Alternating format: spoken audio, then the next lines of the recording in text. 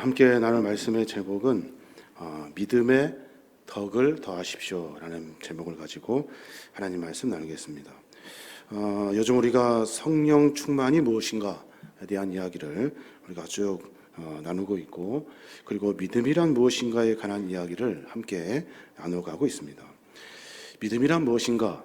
지난번에 제가 말씀드렸는데 로마서 1장 17절에 있는 말씀, 복음에는 하나님의 의가 나타나서 믿음에 이르게 하나니 기록된 바 오직 의인은 믿음으로 말미암아 살리라 그랬어요. 앞에 있는 믿음은 예수님을 처음 믿는 믿음, 예수님을 처음 알게 되었던 믿음이라면, 뒤에 나와 있는 믿음은 하나님을 아는 지각의 믿음이라 그랬어요. 하나님을 아는 지각의 믿음.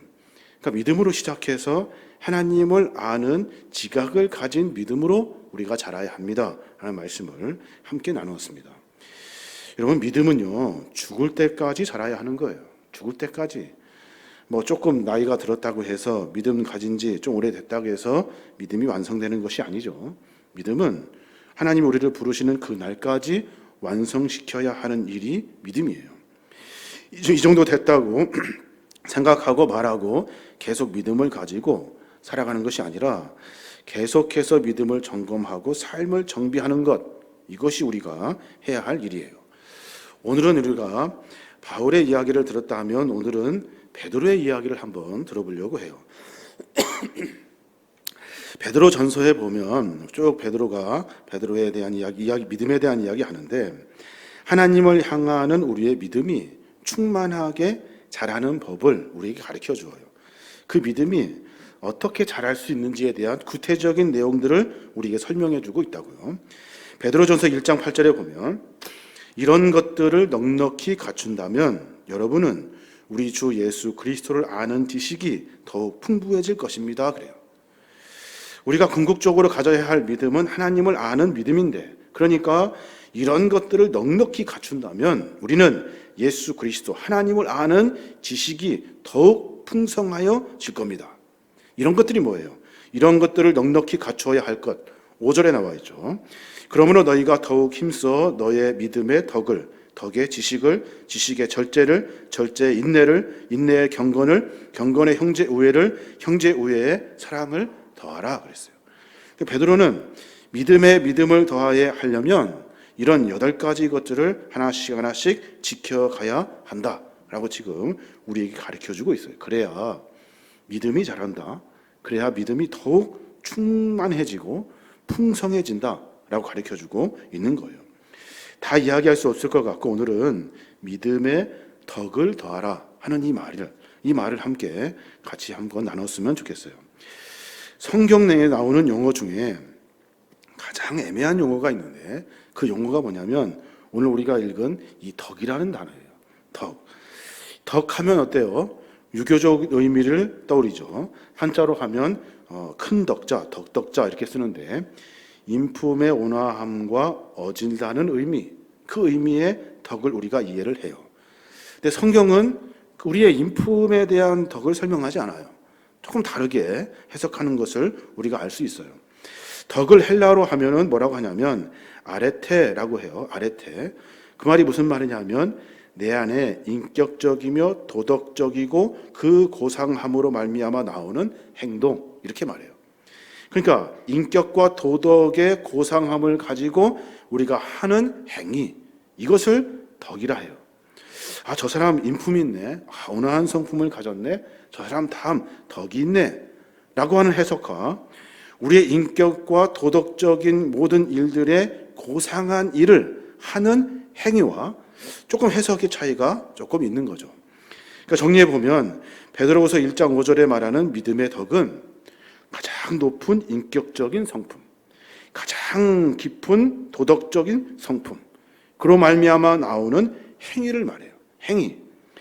내가 착하고 덕스럽고 온화한 내 성품이 덕이 아니라 믿음 위에 가장 높은 인격, 가장 높은 도덕성, 가장 좋은 것들로 가지고 내 삶이 나타나는 행위의 이야기들, 이게 바로 성경이 말하는 덕이다라고 말해요.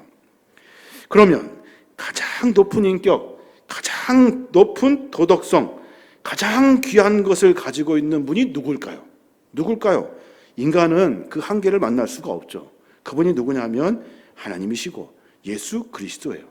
그러니까 여기서 말하는 덕은 뭐냐면 하나님의 마음을 가져야 합니다 라고 지금 베드로가 이야기하고 있어요.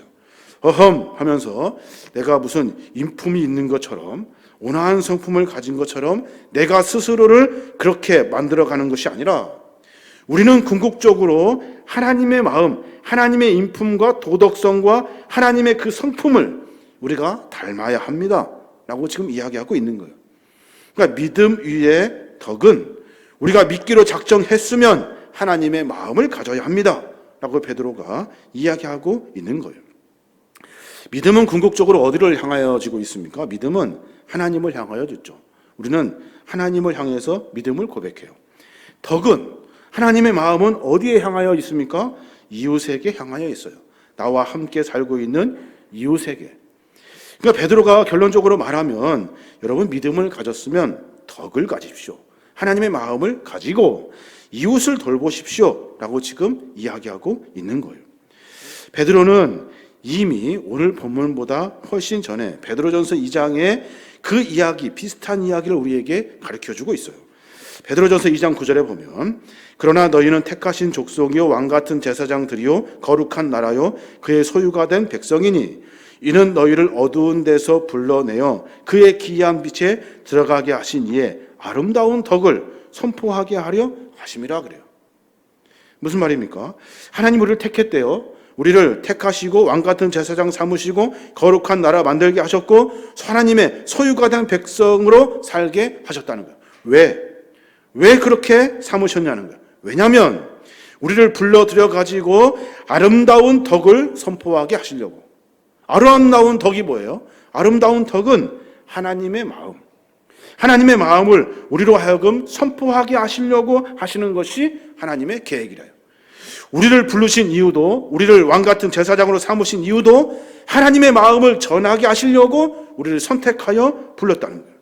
그러니까 이 귀한 덕을 우리의 믿음 위에 더하여 준다라고 하는 것이 베드로의 이야기예요.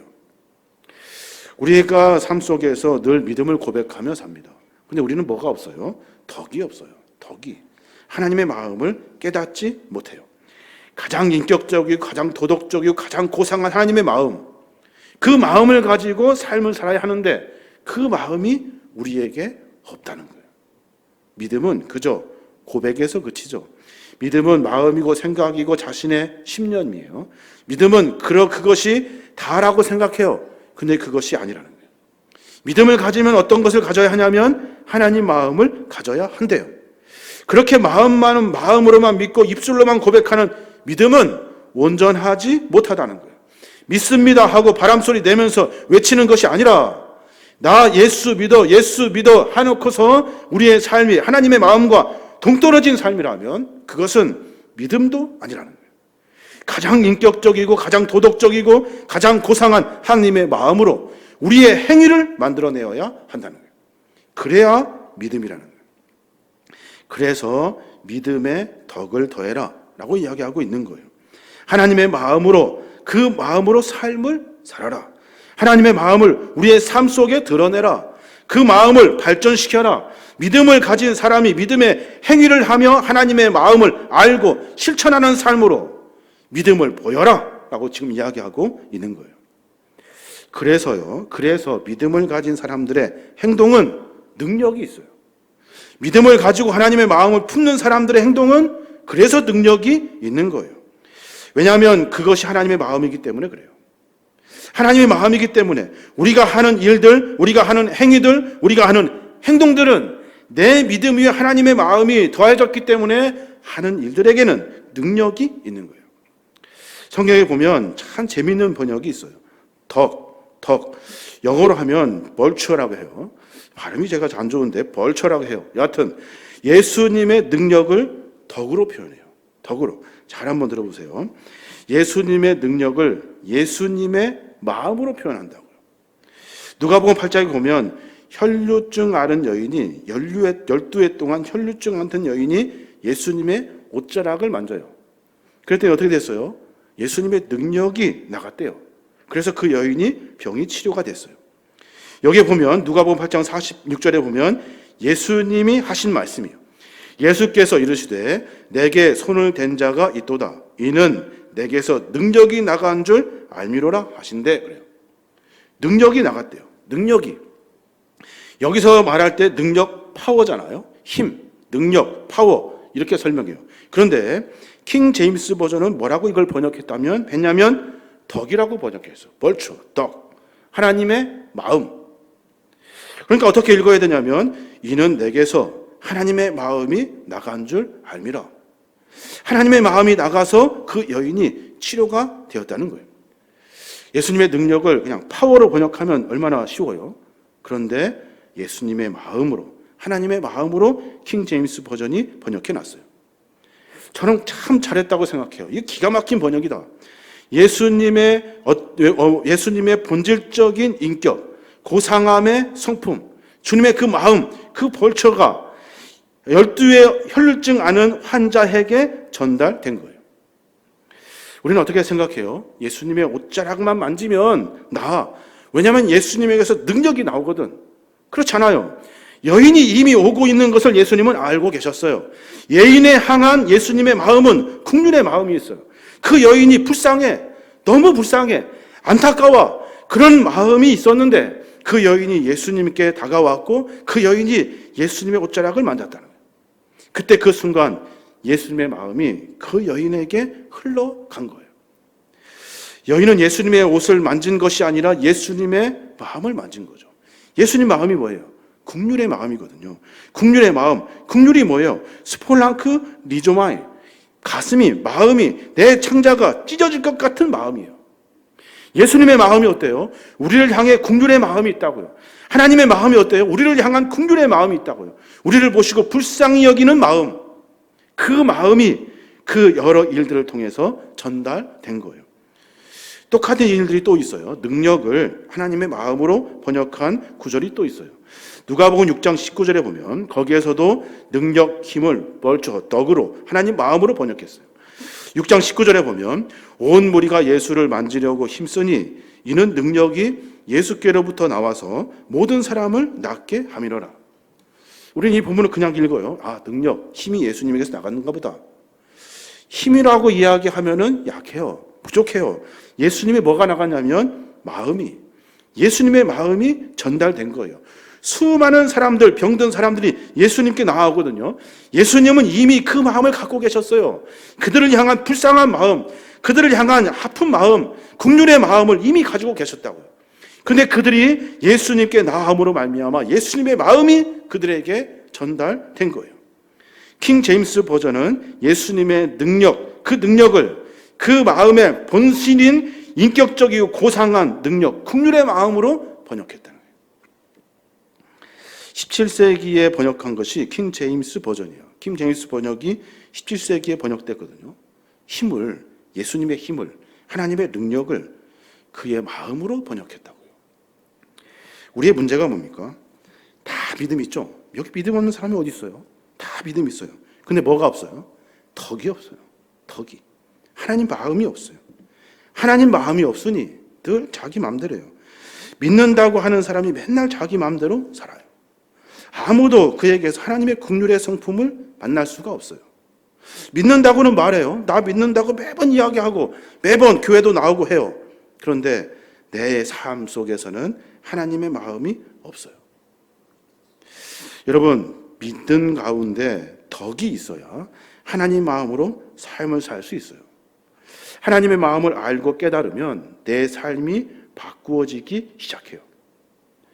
오늘날 능력하면 산에서 막 기도해가지고 소나무 뿌리 뽑아가지고 손끝에서 막 능력이 나가고 막 이렇게 해요. 목사님들 막 안수하면 자기가 무슨 손끝에서 뭐가 나가는 줄 알고 착각한다고요. 목사의 그 사역이 뭐예요? 사역은 안수해서 손끝에서 능력이 나가는 것이 아니에요. 예수님의 마음, 하나님의 마음을 전하는 거예요. 능력이 뭐예요? 하나님의 능력은 뭐 막 벼락같이 능력이 나타나고 기적같이 일어나는 것이 아니에요. 능력은 하나님의 마음을 깨닫는 거예요. 하나님 마음을 깨닫고 내 삶을 살아갈 때 그때 우리의 삶에 하나님의 능력이 나타나는 거예요. 왜요? 그 능력은 하나님의 마음이기 때문에 그래요. 신앙이 잘못된 것이 뭐예요? 우리 믿음과 신앙이 잘못된 것 두 가지가 있죠. 하나는 믿음은 있는데 하나님이 원하시는지에 대한 지각이 없어요. 믿음은 있는데 이게 지금 내가 하는 일이 하나님이 원하시는 일에 대한 지각이 없어요. 생각이 없어요. 또 하나는 믿음은 있는데 삶이 여전히 마음대로 살아요. 내 삶 가운데 하나님의 마음은 없어요. 내가 하고 싶은 대로 살아요. 우리 그리스도인들이 신앙의 인격에서 나오는 능력, 이 벌초의 능력을 가지고 삶을 살아야 하는데 우리에게는 하나님 마음은 없고 오로지 물질, 오로지 많은 사람들을 모으는 힘, 마음대로 하고 싶은 욕심, 세력과 조직과 이런 힘, 이 파워, 이것만 관심 갖고 있다. 부흥이 뭐예요? 부흥. 숫자가 많아지는 것이 부흥입니까? 우리는 그것을 부흥이라고 착각한다고요. 원래 부흥이 뭐예요? 돌아올 불자에 일어날 흥자잖아요. 그러니까 다시 하나님께 돌아와 하나님을 알고 하나님의 마음을 깨달아 내가 삶 속에서 하나님의 백성으로 사는 거예요. 그럼 믿음이 뭐예요? 믿음은 내 삶 속에서 주를 고백하고 주님의 마음을 깨닫고 내 삶 속에서 주님의 마음을 살아내는 것이 믿음이에요. 믿음은 고백이 아니라고요. 믿음은 내 마음의 결단이 아니라고요. 거기에서 그쳐서는 안 되는 거예요. 믿음 가지고 하나님의 능력을 하나님의 마음으로 삶을 살면 그것이 능력인 거예요. 누가복음 6장과 8장 많은 사람들이 예수님 앞에 몰려듭니다. 그때 예수님의 마음이 어땠을까를 한번 생각해 보세요. 불쌍한 사람들, 병들어서 죽어가는 사람들, 돈이 없고 위생시설이 없고 병원이 없어서 그냥 그렇게 죽어가는 불쌍한 사람들, 그 사람들을 예수님께서 안타까워 하신 거예요. 그래서 나온 모든 사람들에게 예수님의 마음이 전달된 거예요. 이게 능력이라고요. 우리에게는 이 능력이 있어야 되는데, 이 덕이 있어야 되는데, 하나님의 마음이 있어야 되는데 그 마음이 없어요. 생각해 봤습니다. 이 마음을 어떻게 가질 수 있을까? 하나님 마음 나에게 주십시오. 이러면 됩니까? 안 됩니다. 하나님의 마음은 훈련해야 돼요. 훈련. 무엇이 하나님의 마음인지를 생각하고 고민해야 돼요. 적어봤어요. 줄줄줄줄 적어보니까 끝이 없어요. 하나님의 마음일 거라고 생각하는 것들을 적어내니 끝이 없어요. 무엇을 먼저 해야 할까요? 여러분 한번 생각해 보십시오. 내가 하는 삶 속에서 하나님의 마음을 가지고 하는 삶의 이야기들이 있는지, 무엇을 내가 그렇게 하나님의 마음을 쫓으며 삶을 살아야 하는지 한번 생각해 보셔야 돼요. 저는 한 가지를 말씀드리고 싶어요. 제안을 드리는 건데, 한 가지. 하나님의 마음을 알고 삶을 살아내는 거예요. 그 한 가지가 뭐냐면 말을 고쳐야 돼요. 말을. 아시다시피 한 번 나온 말은 주워 담을 수가 없죠. 그러니까 어떻게 해야 돼요? 말할 때 신중해야 되죠. 말할 때 이 말이 하나님의 마음인지 하나님의 마음을 담은 말인지 생각해야 돼요. 에베소 4장 31절에 보면 너희는 모든 악독과 노함과 분냄과 떠드는 것과 비방하는 것을 모든 악의와 함께 버리고 서로 친절하게 하며 불쌍히 여기며 서로 용서하기를 하나님이 그리스도 안에서 너희를 용서하심과 같이 하라 그랬어요. 우리 안에 있는 악독과 노함과 분냄과 떠드는 것과 비방하는 것, 이것은 하나님의 마음이 아니에요. 하나님이 원하시는 것이 아니잖아요. 이걸 다 버리래요. 그리고 우리 안에 뭘 가져야 돼요? 서로 친절하게 하고 불쌍히 여기고 용서하래요. 뭐처럼요? 예수 그리스도, 하나님이 예수 그리스도 자기 아들 독생자를 우리에게 보내주셔서 십자가의 사랑으로 용서해 주신 것처럼 그 용서의 마음을 가져야 한다는 거예요. 근데 우리는 그게 잘 안 돼요. 믿음 다 있는데, 믿음 다 가지고 신앙생활 다 하는데 하나님의 마음을 가진 말이 없어요. 누가복음 6장 46절에도 선한 사람은 마음에 쌓은 선으로 선을 내고 악한 자는 그 쌓은 악에서 악을 내나니 그래요. 믿음이 있어요. 다 믿음이 있죠. 없는 사람이 어디 있어요? 다 믿음이 있는데. 그런데 마음에 하나님의 마음이 없어요. 뭐가 있어요? 악한 것이 있어요. 선하지 않은 악한 것이 내 안에 있어요. 그러니까 늘 내가 하는 모든 말은 악한 말만 나오는 거예요. 계속해서 악독과 노함과 분냄과 떠드는 것과 비방하는 것, 이런 말이 끝이 않아요.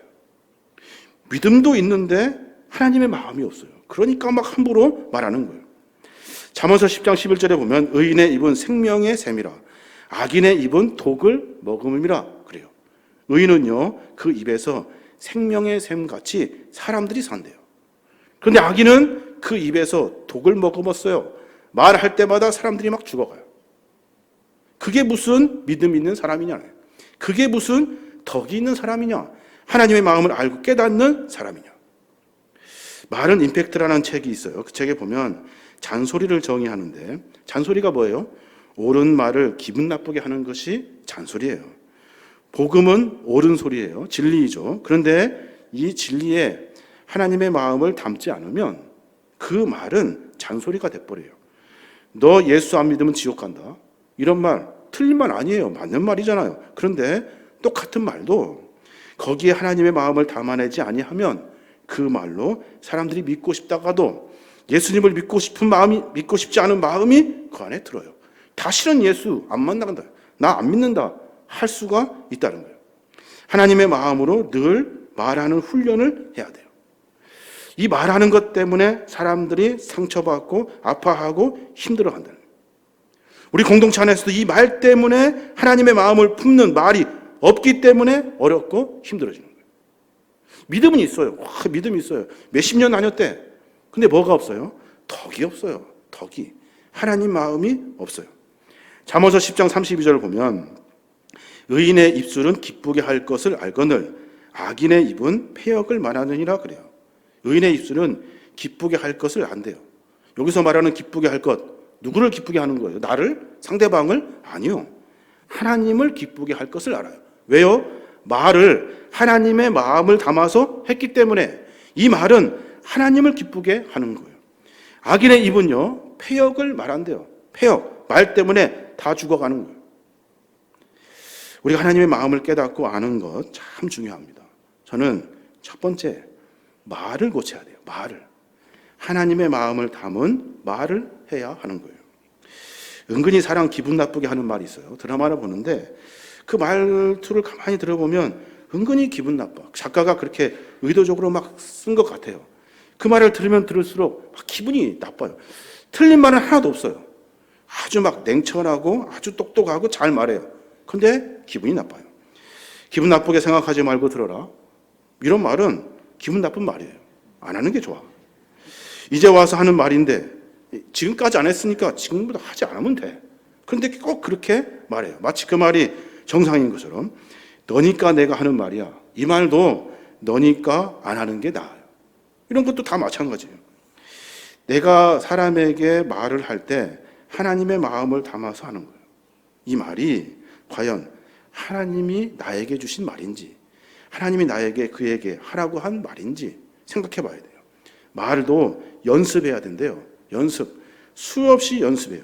가수가 노래하고 난 다음에 노래를 잘하네요. 뭐 틀린 말 아닌 것 같죠? 그런데 그렇게 말하지 말고 그 노래를 들으니 내가 소름이 돋습니다. 이렇게 말해야 돼요. 다듬어서. 화가에게 그림 잘 그리네요. 이렇게 말하는 것보다 당신의 그림을 보니 눈을 뗄 수가 없습니다. 정말 소름이 돋습니다. 이렇게 말해줘야 하는 거예요. 목사에게 설교하고 난 다음에 수고하셨습니다. 이 말 틀리지 않아요. 근데 그 말보다는 은혜 받았습니다 하는 말이 상대방에게 훨씬 더 하나님의 마음을 깨닫게 하는 거예요. 요리사에게 요리 잘하네요. 요리 잘하네요. 당연히 그런 말이죠. 그런데 그보다는 조금 더 고민해봐서 정말 맛있습니다. 당신의 음식 너무 맛있습니다. 이렇게 말해주어야 하는 거예요. 덕이 되는 선한 말 한마디가 사람의 마음을 녹입니다. 닫힌 문을 열립니다. 복음의 귀를 기울이게 합니다. 그리고 하나님을 알게 하는 거예요. 이것이 바로 믿음 위에 덕이라는 거예요. 골로새서 4장 6절에 보면 그런 말이 있어요. 너희 말을 항상 은혜 가운데 소금으로 맛을 냄과 같이 하라. 그리하면 각 사람에게 마땅히 대답할 것을 알리라 그래요. 너희 말을 항상 은혜 가운데 소금으로 맛을 냄과 같이 하래요. 내 말을 듣고 아주 맛이 나야 돼요. 은혜가 넘치고 기쁨이 넘쳐야 돼요. 어디를 가도 은혜로운 말로 모임을 만드는 사람이 있고 어디를 가면 은혜롭지 않은 말로 그 분위기를 망치는 사람이 있잖아요. 그러니까 말을 연습해야 돼요. 믿음을 가졌다면 말을 연습해야 돼요. 하고 싶은 말이 입 밖에 나오면 생각해야 돼요. 이게 하나님 말인가? 하나님 마음인가? 그러고 안 하면 돼요. 차라리 안 하는 게 나아요. 이게 바로 믿음 위에 덕이라는 거예요. 사랑하는 여러분, 우리 믿음에 아름다운 덕을 입히래요. 그래야 베드로는 믿음이 충만해진다라고 말해요. 하나님을 아는 지각이, 그 지식이 많아진다 그래요. 우리가 삶을 다시 한번 점검해 봤으면 좋겠어요. 우리 다 믿음이 있다고요. 또 말씀드리는데 믿음 없는 사람이 어디 있어요? 믿음 다 고백하잖아요. 믿음이 있으니까 이 자리에 나왔잖아요. 뭐가 없어요? 덕이 없어요. 하나님의 마음. 이 말을 한번 깊이 묵상해 보시기 바랍니다. 그러니까 내가 말할 때마다 하나님의 마음으로 말해야 되고, 내가 하는 행동이 하나님의 행동이 되어야 되고, 내가 하는 일들을 통해서 하나님의 역사가 일어나야 하는 거예요. 예수님께서 병자들을 치료하시는 그 마음이 병자를 치료한 거예요. 능력이 나가, 힘이 있어. 그분이 없으신 분이 아니에요. 그런데 본질적으로는 하나님의 마음이 그들에게 있어요. 우리도 마찬가지예요. 하나님의 마음이 있는 곳에 우리의 마음이 있어야 하는 거예요. 그래서 훈련해야 하는 겁니다. 어렵고 힘든 일이지만 말을 훈련해야 돼요. 선한 말, 살리는 말, 축복의 말을 우리가 해야 하는 겁니다. 오늘부터 그랬으면 좋겠어요. 서로 말할 때 조심하십시오 라는 것보다 서로 말씀하실 때 하나님의 마음으로 말씀하십시오. 여러분 삶 가운데 말씀하실 때 하나님의 마음을 담아 말하십시오. 이게 우리가 고쳐야 할 일이에요. 그로 말미암아 믿음의 덕을 더하고, 그 덕으로 말미암아 하나님의 마음을 깨닫고, 그로 말미암아 하나님의 삶을 우리 안에 살아내는 거예요. 그러면 우리 망하지 않아요. 우리는 꼬꾸라지지 않아요. 그 마음으로 삶을 사니 우리 안에 능력이 넘치게 되는 거예요.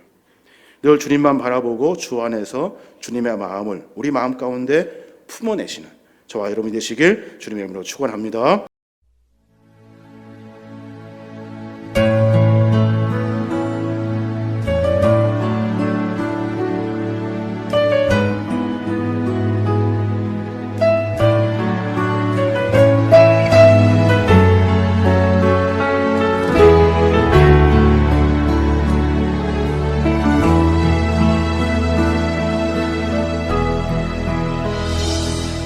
하나님의 사랑을 사모하는 자, 하나님의 평안을 바라보는 자, 너의 모든 것 창조하신 우리 주님이 너를 얼마나 사랑하시는지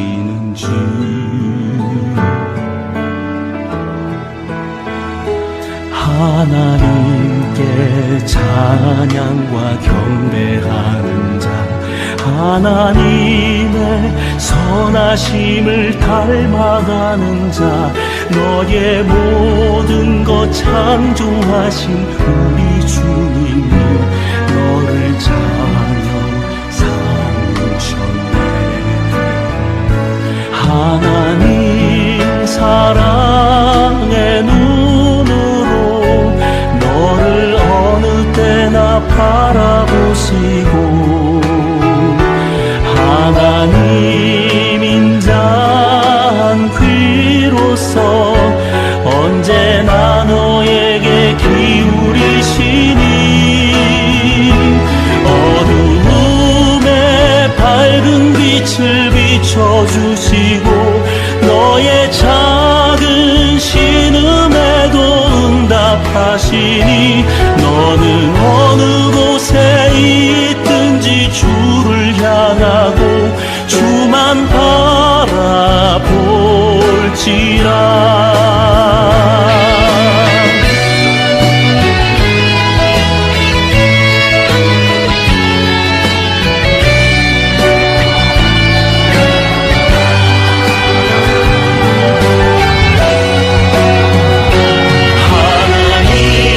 사랑의 눈으로 너를 어느 때나 바라보시고,